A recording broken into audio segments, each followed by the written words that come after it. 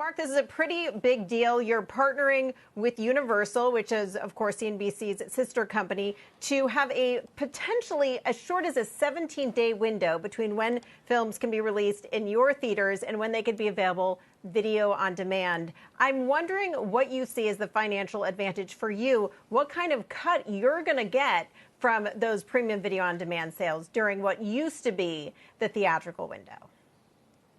Julie, thanks for the question. You know, I think it's important to realize, and one of the reasons that we did this deal, one of the key reasons, is that selected franchise films have been carved out with a minimum of 31 days, and I emphasize a minimum, so that's 5 weekends. And when you go back and you look at the big pictures over the last couple of years, you know, at least 50% of the box office were coming from those big pictures.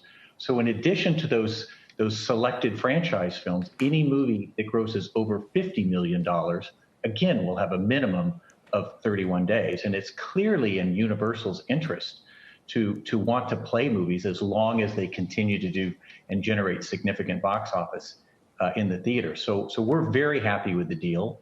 And we're also very happy with the back end of the deal. There were some financial incentives that Universal put forward with us. I'm not going to be specific about what those are. I feel like those are confidential deal terms between us and Universal, but they were significant. We're very pleased with it. Yeah, it seems, Mark, like the key thing here is flexibility, the idea that studios can decide on a movie-by-movie basis how they're going to handle that distribution. But I have to ask, you know, you've made this deal with Universal. Universal also made this deal with AMC. Do you expect to make similar deals with this flexible windowing with other studios as well?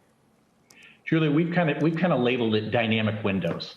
And we have been talking to multiple studios for months, actually some even pre-COVID, about a dynamic windowing structure in which it wouldn't be one size fits all, meaning that for a small or medium-sized movie, that might be a minimum of 17, which could become 24 or 31.